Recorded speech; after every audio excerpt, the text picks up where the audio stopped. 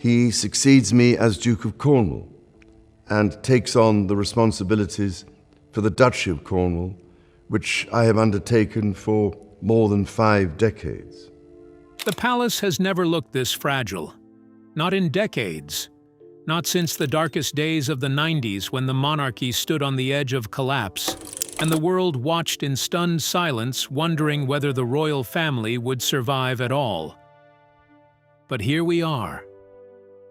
And what has just happened inside those ancient walls is something that royal historians will be talking about for generations. King Charles, the man who waited longer than any heir in British history to claim the throne, has quietly, decisively, and without public announcement transferred full operational control of the monarchy to his son, Prince William. No cameras, no ceremony, no speech to the nation, just a folder, a set of signatures, and a shift of power so significant that those inside the palace are still processing what it means. And at the very center of this seismic transfer sits one name: Camilla. So let's break down exactly what happened, why it happened, and what it means for the future of the British monarchy, because the story behind this is far more dramatic, far more personal, and far more explosive than any headline has captured so far. Stay with us, because by the end of this, everything you thought you knew about the royal family is about to look completely different. The quiet transfer. Let's go back to the moment it all began. There was no flashing light, no trumpet fanfare, no televised address to the nation. The transfer of power that is now sending shockwaves through royal circles happened in near total silence. And that silence itself was deliberate. Because when a monarchy wants to make a major move without triggering a media storm, it moves quietly. It moves in shadows, and it moves fast. According to sources close to the palace, King Charles executed what insiders are now calling one of the most controlled and calculated transfers of royal authority in modern British history. The mechanism he used? A document system so obscure that most people inside the palace had never seen it activated before. Hidden inside a plain brown folder, marked only with the initials ESD, was a collection of legal instructions known within the highest levels of palace administration as the Emergency Succession Dossier. Think about that for a moment. An emergency succession dossier. Not a ceremonial handover document. Not a symbolic gesture. An emergency protocol. The kind of document designed for extreme moments. Moments when the monarchy has no time to hesitate and no room to debate. Traditionally, documents like these existed for scenarios involving sudden illness, catastrophic injury, or the kind of wartime instability that had threatened the crown in previous centuries. They were crisis tools, last resort instruments. So when Charles reached for that folder, the message was unmistakable, even if the outside world had no idea it was happening. This was not a routine transition. This was a monarchy reacting to something it viewed as an existential threat. Once Charles placed his signature on those documents, his closest advisors followed. And within hours, a transfer that had taken no public announcement, no press conference, and no royal proclamation had effectively reshaped the power structure of one of the world's most famous institutions. But here is the question you need to sit with for a moment. What could possibly have pushed a king, a man who spent his entire life waiting for this crown, to hand the reins to his son in secret? The answer, according to every insider account coming out of the palace, is Camilla. Not just her public image, not just the usual background noise of palace politics. Something deeper, something older, and something that, if fully confirmed, could shake public confidence in the monarchy at its very foundations. We will get into the full details of what Camilla allegedly did. But first, let's understand what this transfer actually looked like from the inside, because it's more dramatic than you might expect. Once Charles signed those documents, the effect inside the palace was immediate. Reporting structures shifted almost overnight. Senior staff who had spent years answering directly to the king were suddenly being briefed directly by William. Protocol officers were now bringing statements to William for approval. Advisors who had built careers around Charles's preferences were now in rooms with his son, following his lead. Camilla's scheduled public appearances began disappearing from the calendar, quietly, one by one, without formal explanation. Royal initiatives she had championed for years, programs she had publicly promoted as her personal contribution to a modern monarchy, were placed on pause. Some of her closest staff members were reassigned. Her press representative quietly disappeared from palace operations. The message was subtle, but for anyone inside that building, it was impossible to miss. A boundary had been drawn, and William had drawn it. What triggered the crisis? The tragic news, though not entirely unexpected, marks a difficult chapter for the royal family as they navigate both public duties and private concerns. As the king steps back from certain responsibilities, attention has turned to the timeline of his condition and what this means for the monarchy's future. But this isn't the first time concerns have been raised about the king's health. Let's take a closer look at his medical history and what may have led to this moment. Stay tuned, because what you're about to hear are some truly shocking details about King Charles' health. King Charles is generally described as having been in good health in his youth, engaging in sports, riding, and public duties. But things changed in the year 1998. That year, during one of his regular engagements, Charles began to experience discomfort in his right knee, not an uncommon problem for someone who had spent years on horseback and playing polo. Those who worked closely with him recalled how he would sometimes wince after long walks or public events. By March 1998, doctors advised him to undergo minor surgery to address the issue. The procedure, known as a laser keyhole operation, was performed to correct the joint problem. It was an arthroscopic surgery, minimally invasive and routine for athletes or individuals with knee wear. The operation went smoothly, and he recovered quickly, though it marked the first time the public had reason to discuss his personal health. Several years later, in 2003, Charles faced another medical issue. During one of his public appearances, he was noticed moving gingerly and occasionally pressing his hand to his abdomen. It turned out that he had developed a hernia, a condition that can arise from strain or physical activity. Despite the discomfort, he continued his engagements until it was time for corrective surgery. In March that year, he was admitted to King Edward's Hospital, a place often used by members of the royal family. The operation was straightforward, lasting only a few hours. He stayed overnight for observation and was discharged the next day. Those around him said he was in good spirits and even joked with the medical staff. However, that was just the beginning. The years that followed brought a series of unexpected and concerning health challenges. By 2008, Charles had another minor health concern, this time on his face. Close-up photographs at public events showed a small blemish on his nose. Eventually, he had it removed at a London clinic, and the palace confirmed it was a non-cancerous growth. While the surgery was minor, it reminded many that being a royal didn't exempt one from ordinary health problems. The growth was successfully removed without complications, and within days, he was back to work, appearing at public functions with a small bandage that drew more media curiosity than concern. Physical injuries, however, were not new to King Charles. His lifelong passion for polo and horse riding came with risks. Over the years, he had several accidents on the field, the most notable ones involving falls that briefly knocked him unconscious. Polo, while elegant, is a contact sport played at high speed, and Charles was known to be fiercely competitive.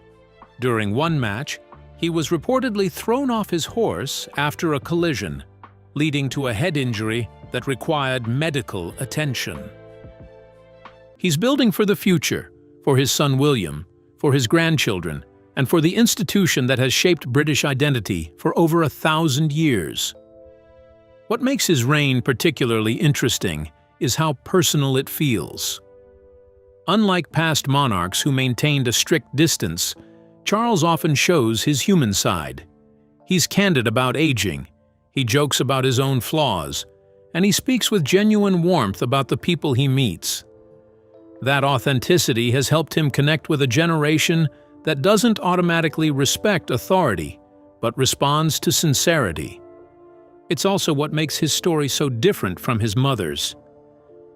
Queen Elizabeth II reigned through duty and tradition, and while Charles honors that legacy, he does it in his own way, which is through conversation, compassion, and inclusion. He understands that the monarchy's survival in the modern world depends on relevance, and he's working to make sure it's not just a symbol of the past, but also a voice in shaping the future. However, modernization comes with risk. Every reform challenges centuries of custom, and not everyone welcomes change. Some traditionalists worry that by slimming down the monarchy, Charles might weaken its ceremonial presence. Others argue that he's doing exactly what's needed, which is focusing on purpose rather than pageantry. And this debate is likely to continue as his reign progresses, especially as younger royals begin to take on more visible roles. But as King Charles continues to reshape the monarchy, one question quietly lingers. How does his vision align with that of the man who will one day inherit it? Abdication, precedent, and the vow of lifelong service. When the news first started spreading that King Charles might one day step down for Prince William, many people brushed it off as just another royal rumor. Yet it didn't take long before it gained attention, especially when it came from someone who once worked close to Princess Diana. Paul Burrell, her former royal butler, made a bold prediction that caught everyone by surprise. He stated that King Charles had a 10-year plan to eventually hand over the throne to his eldest son. It wasn't a random guess, because he spoke as though he truly believed it was part of a well-thought-out royal decision. According to his words, King Charles and Queen Camilla were not planning for a lifetime reign like the late Queen Elizabeth II. Instead, they supposedly had an understanding that by around the time the king turned his mid-80s, he would make way for Prince William to take the throne and lead the monarchy into a new era. At first, the idea seemed far-fetched, because the image of a British monarch stepping down is almost unthinkable. After all, the memory of Queen Elizabeth's lifetime of service is still fresh in everyone's mind. However, the discussion started to grow when people began linking Burrell's claim to what has been happening in other European royal families.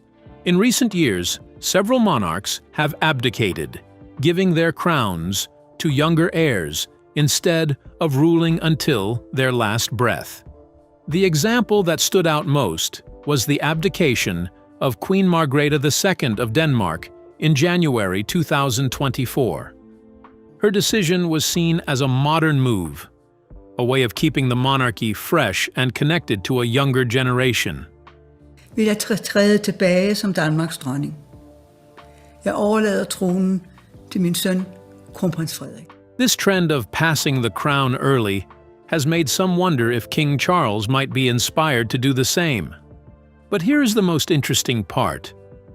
Paul Burrell didn't just compare the king to other European monarchs. He stated that Charles might follow a path more like his father, Prince Philip, who eventually retired from public duties after many years of service. Burrell believed that Charles saw himself as a bridge between the old and the new, a monarch who would serve for a time, steady the ship, and then pass the responsibility on to his son while still alive to witness the next chapter. It sounded reasonable to some, especially given how modern and forward-thinking Charles has always tried to be. But for many people, this prediction didn't sit right, because abdication in Britain carries a heavy historical shadow that few can ignore.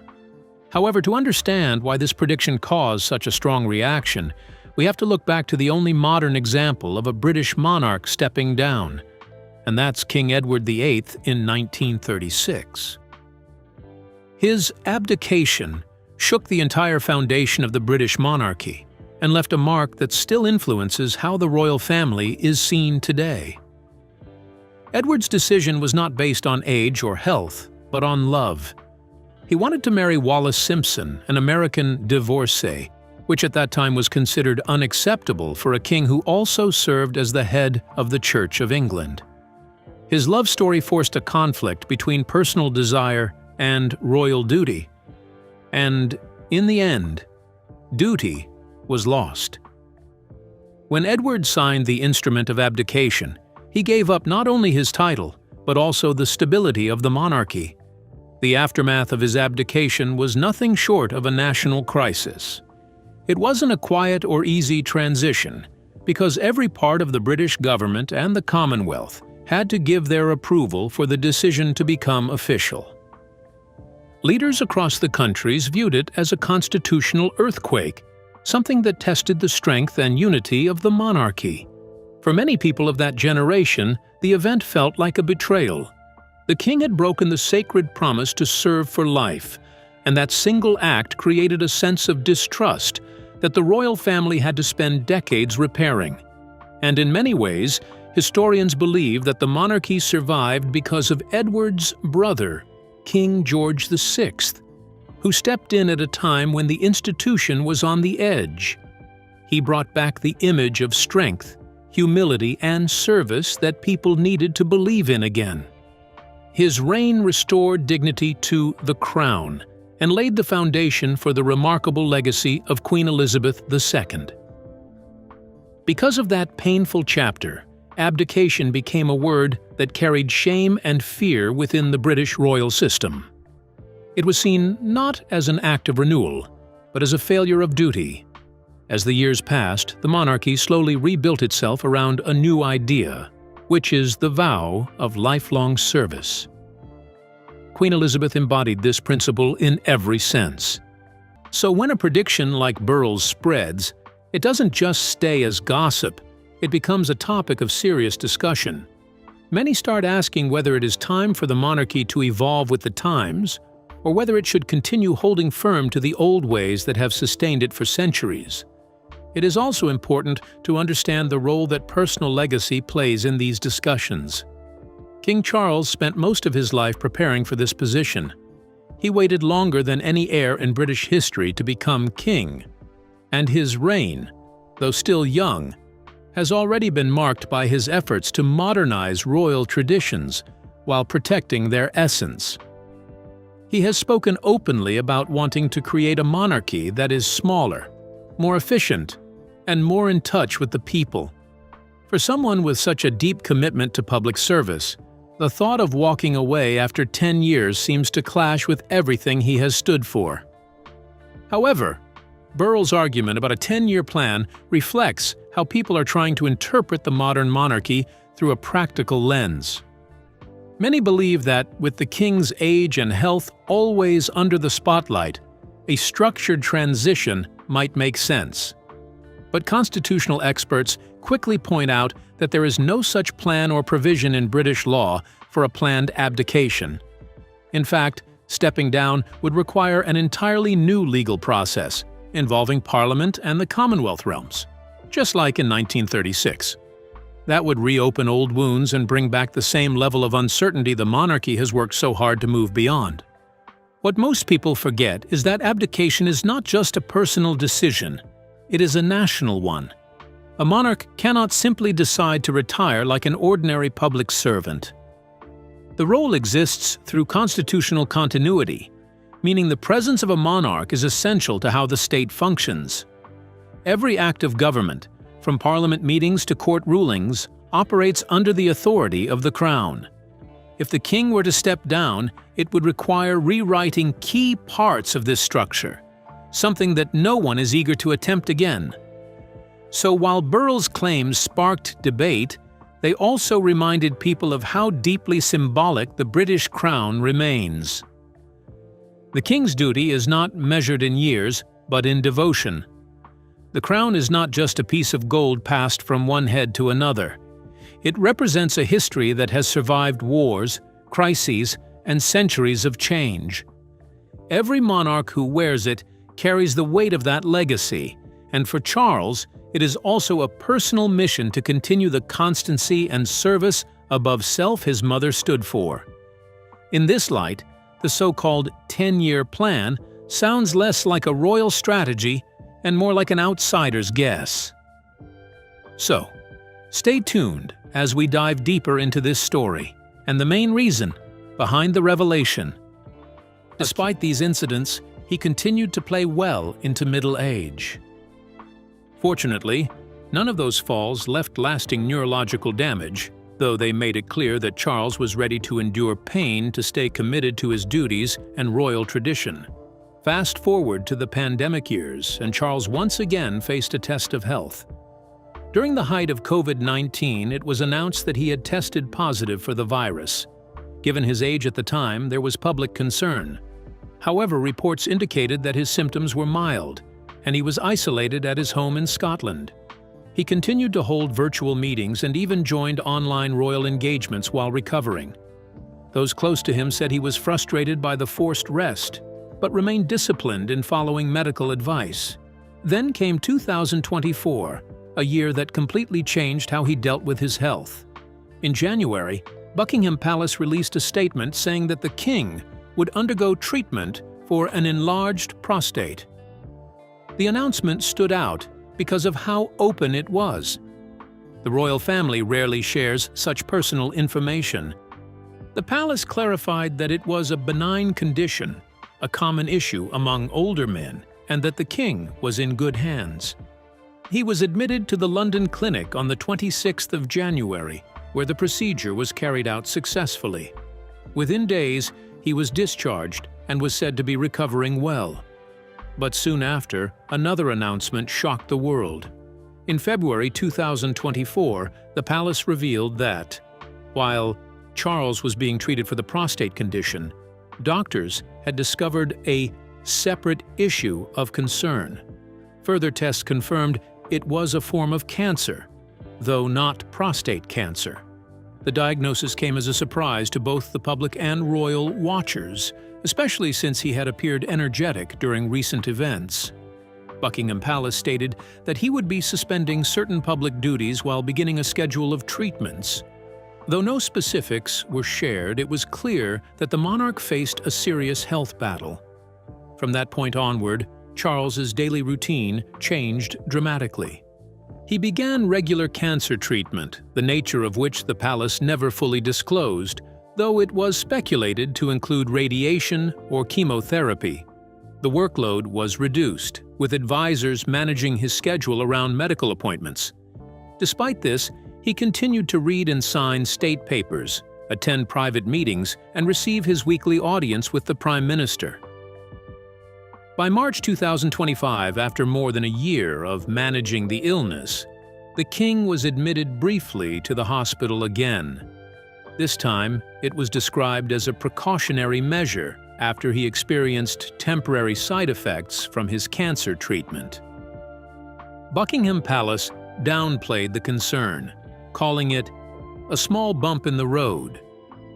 His stay was short, lasting only a few days, and he resumed light duties afterward.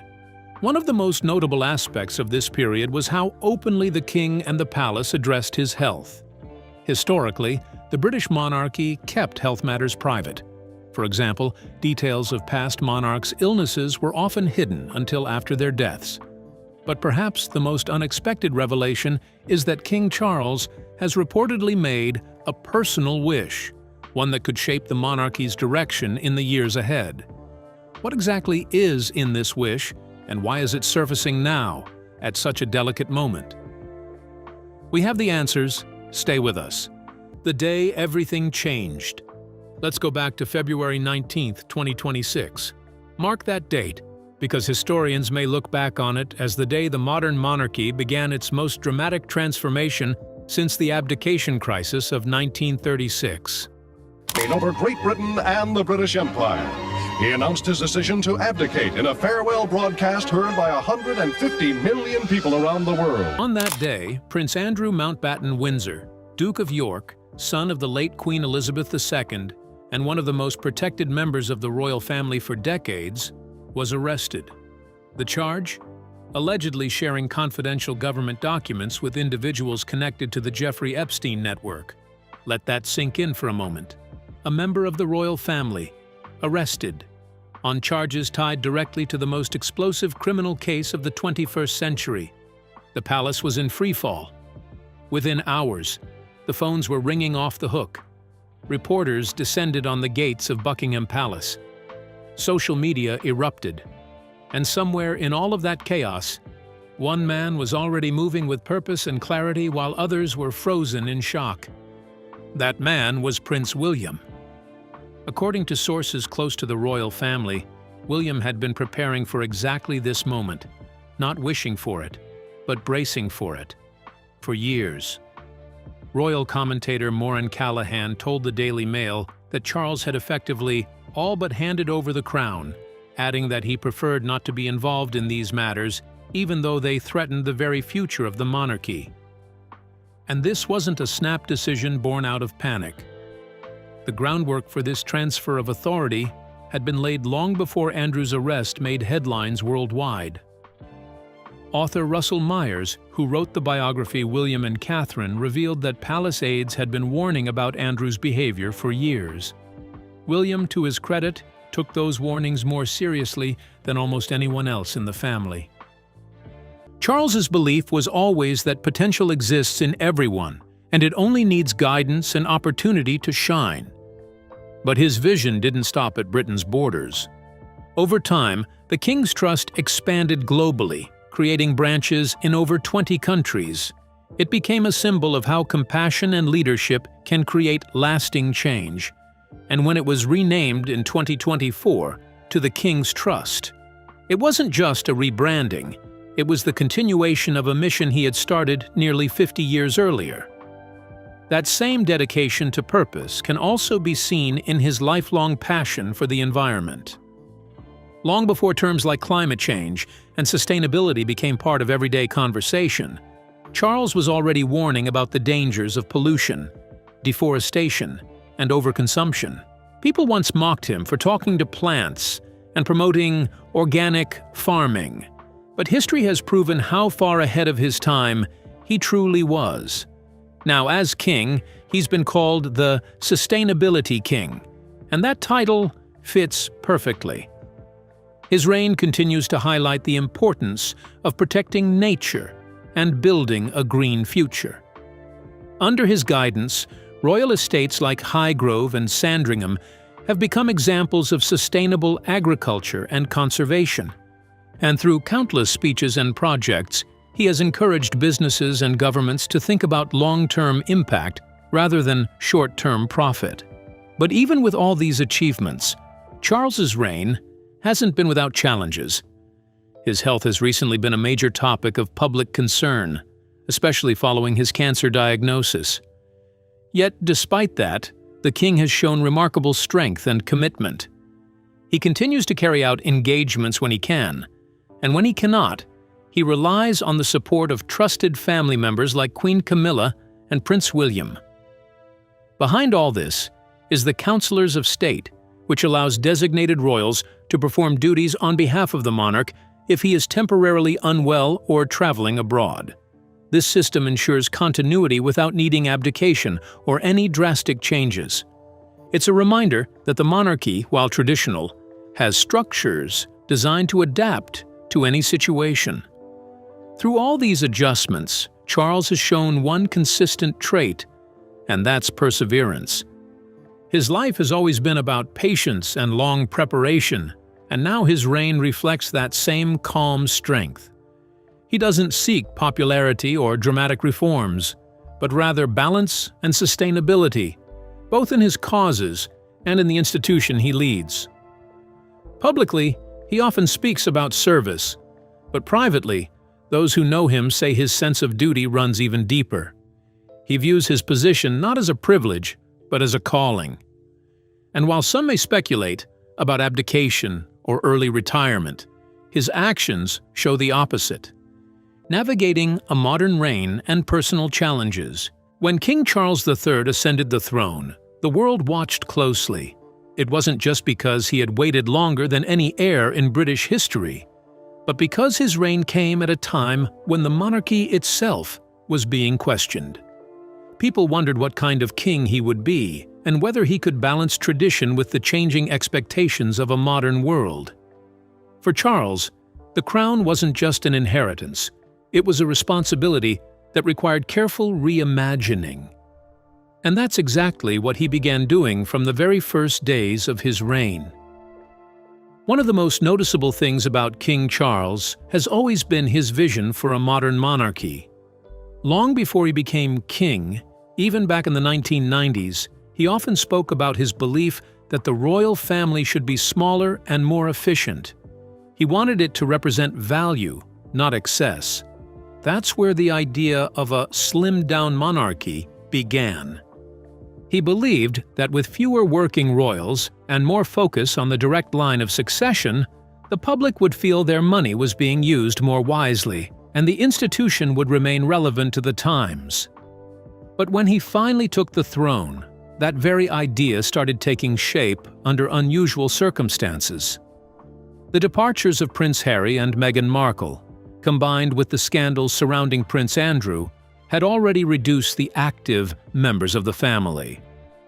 So what Charles once planned as a careful and deliberate reform suddenly became a reality out of necessity.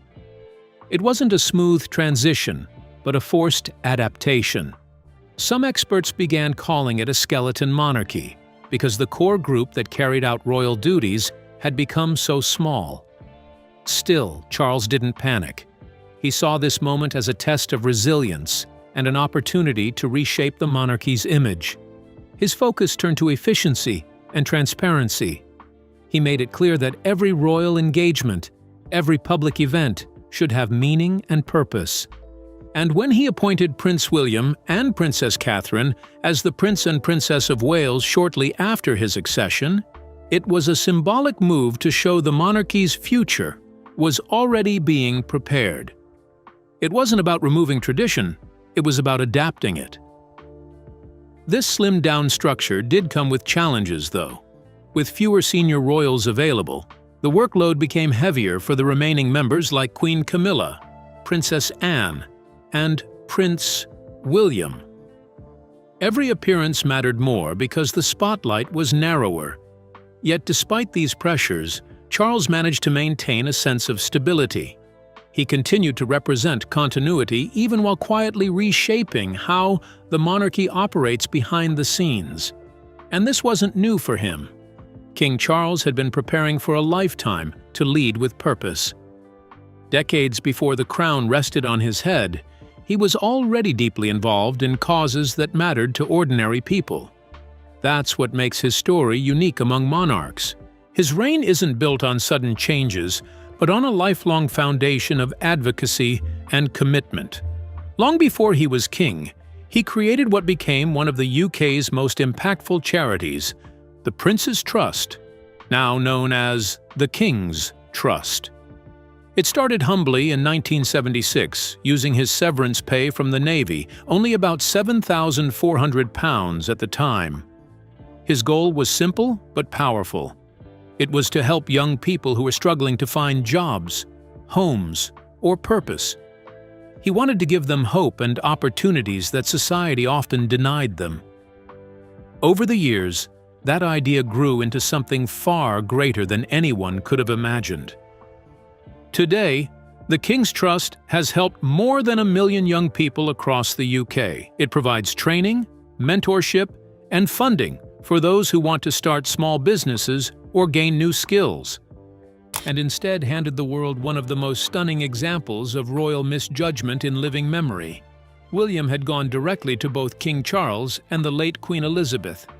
His message was stark and unambiguous. Andrew needed to be removed from royal duties, immediately. No half measures, no quiet management. Full removal. At the time, his warnings were largely ignored. The late Queen, fiercely protective of her son, resisted dramatic action. Charles, then still Prince of Wales, found himself caught between loyalty to his mother and concern about the institution's survival. But William kept pushing. He reportedly told senior royals that the monarchy's relationship with the public was hanging by a thread, and that protecting the institution had to take precedence over protecting any individual, even family. Those words fell largely on deaf ears in 2019. By 2026, they had become prophecy. Now, with Andrew arrested and Charles fighting his own battle with cancer, William's position within the family is no longer that of an heir waiting quietly in the wings. He is, by all accounts, the man making the decisions. Sources have confirmed that over the past 6 months alone, William played a central role in every major decision regarding Andrew, removing his titles, evicting him from Royal Lodge, and severing his connection to the institution completely. This is not Charles acting alone. This is William leading the strategy. And Charles, exhausted, ill, and clear-eyed about what the monarchy needs to survive, is letting him.